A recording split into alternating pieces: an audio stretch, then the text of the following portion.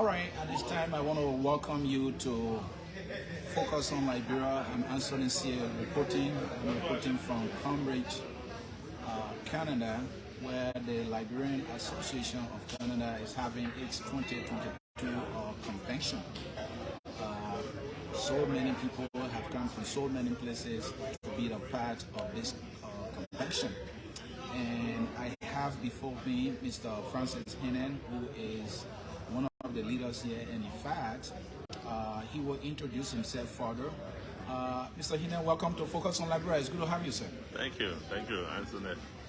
Thank you. It's good to be here. All right. So, how you doing? How's family? Oh, we're doing well. Things are going pretty well here in Canada. Yeah, I understand you were, the main man in establishing the Liberian Association of Canada. Tell me, what role did you play specifically up to this point? Oh, well, on the beginning of this association, I first chaired the position of Constitution Committee Chairman for this whole organization. Right. So when I drafted the Constitution, there was a standing committee that went on to Windsor to meet there as a general body, and we presented the Constitution to the regional vice president, as they are now called, leaders of various communities. And that committee was dissolved. They accepted the Constitution, and we conducted an election. They elected me as the first interim president of the association, with a mandate to solve this idea all across Canada, which I did to the best of my ability. And then today, that tree has grown, it's germinated, and that's why you see all of the people from across Canada here today celebrating this historic organization. You must be proud. I am truly proud. I'm truly proud. I've said that many times, that if I start something and bring up people to emulate that good example and continue to carry forward, it makes me happy and it makes me humble. All right, thank you. So, Convention 2022, let's talk about that. What is the purpose of this particular one? Any specific purpose? Well, we had election this year that re-elected Mr. Johnson as a president again, and constitutionally he has a responsibility to report to the communities. So here is to give a full report of his stewardship to the community, and also to be evaluated as we go through, because he got this year to run again. Next year will be another election year. So we hold leaders of the community in check to make sure that they're giving us the detailed work that they're doing. And what has always been the desired outcome of these kind of conventions? The desired outcome of the conventions is that where we bring new ideas and we bring new programs on the table to make sure that we're not sitting idly. As we move each year, we have specific goals to go to. To the best of my ability right now, we're moving toward youth empowerment. Last year, there was a program that we made, community empowerment, where we had workshops and trained community leaders how to do their proper reporting, how to do financial planning and all those kind of stuff. So this year, we're going to be focusing largely on the youth to make sure youth empowerment is enhanced properly into our various communities. Because for too long, we forget the young people. We just have party for them, but this time they are actually engaged. In fact, to the best of my knowledge, the president has now appointed youth directors to each of the various cities. We're engaging with them, That is interesting. And I know today is day 2 of the convention. What are the main activities scheduled for today? I saw the breakfast section, it was great. What's next? Well, the next thing is we're going to open the floor. We're going to deliberate, because the last time we amended the Constitution, we included some portions to hold, just as we hold the central government responsible. We also want to hold the local leaders amendable to us. There are sometimes reluctancy in various communities to go there. Somebody has been president for like 6, 7, 8, 9 years. And we want to make sure now that even if you are president for 6, 7, 8, 9 years, you're going to be based on your constitution and the community wrote. But sometimes it's difficult to have people to volunteer. Volunteering in this community means spending your own money, your time and resources. But even as you're doing that, you should always have the mandate of the people. So that awakening spirit of democracy is what we're trying to promote. So today, the community leaders will make that report. As the president will make his report, and then we'll go and make sure whatever we change the constitution, we adopt it, and we move forward with that. Thank you. Let's look at strength. you know, any organization for that matter, there got to be some strength. Yeah. What is unique to the Liberian Association of Canada in terms of strength? Well, not numbers, Okay. but I think innovation Okay. is one thing we have, and I think we have I know we have a very dynamic leader, Okay. and that vibrancy is being spread down the level. Initially, it was just people were just like, okay, I'm the leader, but today people are looking around their shoulders. So that is the strength of LAC. The strength of LAC is pulling everyone together and gearing towards what we can do. And the example being set by the leader that we're now progressing towards what can we do for Liberia, not just for Liberians in Canada.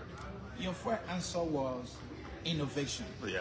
Just give me one or two of the innovation. Okay, so people are now prepared to learn. Okay. That's one thing. The motivation of these people, they are innovating now to learn. And to be here even today, we're selling tickets. It's in the first time, the first history of our people where they can pay $100 for the ticket to come for the occasion. And they are doing that. So that is the innovation that is motivating our people to do it. Because why? They realize that whatever funds they are spending is being used wisely, and they can see the results. Thank you. Yeah. So sometimes people think, well, organizations may have the same structures, there might be some slight differences, right?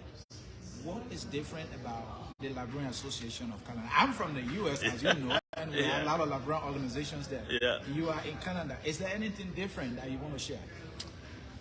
The Canadian context, we are very disciplined. Okay. Something I can say. That's the uniqueness of us. We have differences, but we disagree to agree. Okay.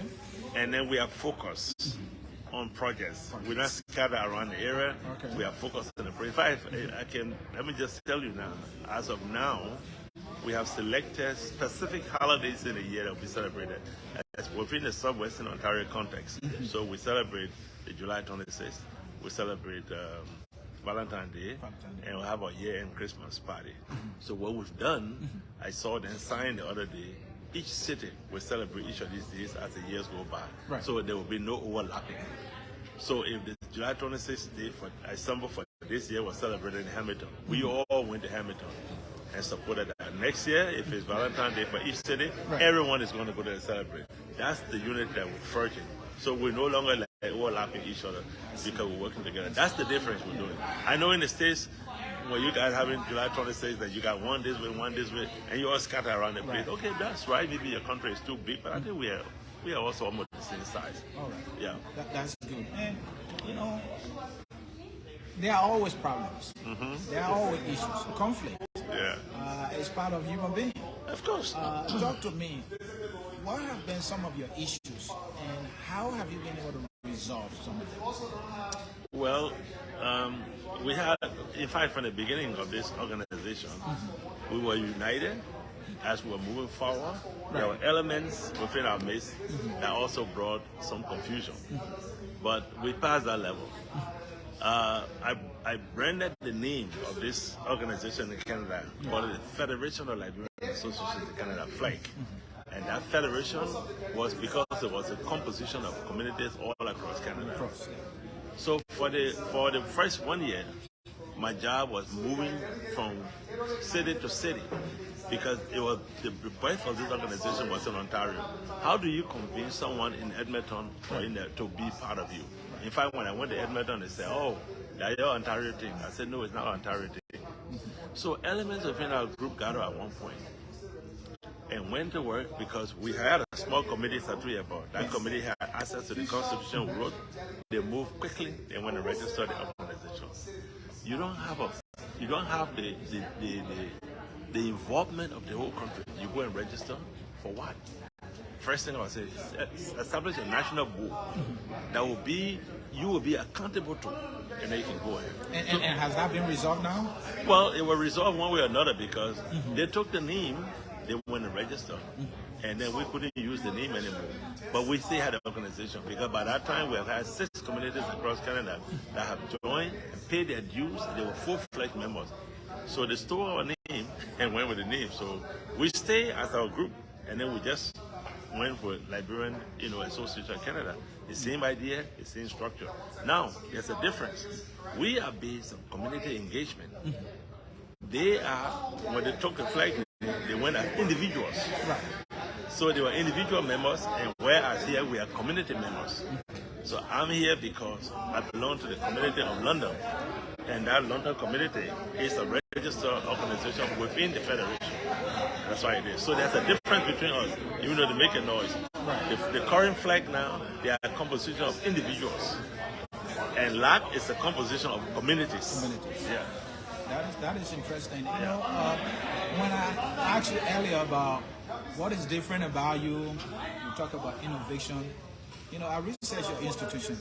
Of all the Liberian organizations in the diaspora, your organization is financially stable. Of course. You have several thousands of dollars in your account. Even those are all in the U.S., we are struggling.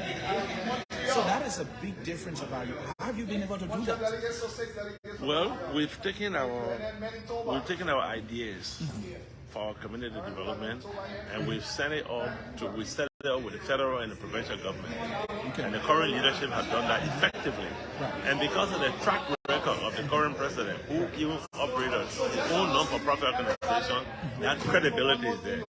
So, for instance, last year, at the beginning of the pandemic, there were Liberians crossing the border from Quebec that needed assistance. Everything was broken down. We were able to write a comprehensive report to the federal government, and we started getting money. 90,000, 85,000, 100,000, consistently. And that's why we had. So when we did that, the first for the people, second, the third time, we asked them, say, hey, listen, our youth empowerment. And they actually gave us money, I think about another more 95,000 that we're using right now to be able to cater to some of these community needs that we want. So it was first thing proving to the federal government that we were good people who could do it. All right, so it was nice talking with you. Thank you, Asade. You know, being in Canada is amazing. Thank you. And I want to say thanks so much for what you started. You know, you used the word germinated, and now it's very fruit. I want to say thanks so very much. Thank you, Asade. It was nice talking with you. Thank you. All right. Thank you. All right, folks, this is how we will conclude here and focus on. Thank you for watching. I'm Asomese reporting from Cambridge, Canada. Bye-bye.